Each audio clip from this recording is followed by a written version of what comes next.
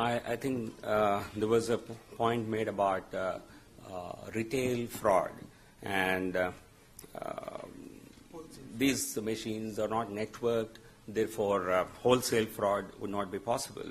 Perhaps I think retail fraud is what is good enough to flip an election. I think that was the slide he had set his sights on, and I didn't have the time to go through them.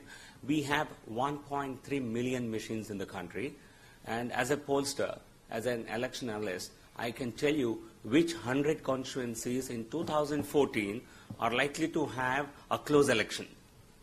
At least 50 to 100. Based on past election trends. And we know which constituencies. It's not difficult to tell at all.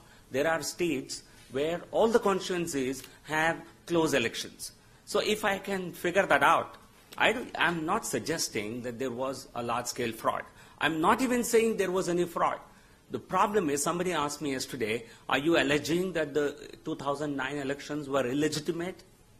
I said, I'm not saying they were illegitimate, and I don't have any reason to say they were illegitimate. And that's a very unhappy situation to be in a democracy. And you have elections, and you have a government in position, and you continue to live in perpetual doubt that this election may have been stolen. And you ask me to show you proof. What kind of proof are you asking me to show? If I know, and the question was asked, are there any takers for these offers to fix elections? Do you expect them to come out in the public and say, I paid $1 million to steal an election? But there are accounts where people are saying that we have been approached with this kind of an offer, and then we are simply assuming this is not the case. So therefore, my sincere submission is, so the situation has come to a pass where 13 political parties have recently written a letter to the Election Commission of India saying we need to have a debate on this. And unfortunately, it has not happened so far. I hope this would happen soon. And there was a by-election in the state of Andhra Pradesh where only it was in a very small area. 12 constituencies went to polls. And the local party, which was fighting these elections with a particular cause, did not trust the machines. So they went to the Election Commission with a memorandum asking them to hold paper ballot election. They said, we can't take risk. But they said, no, nothing doing, we won't do it. Then what these people have done is they have fielded independent candidates, dummy candidates, more than 64 of them.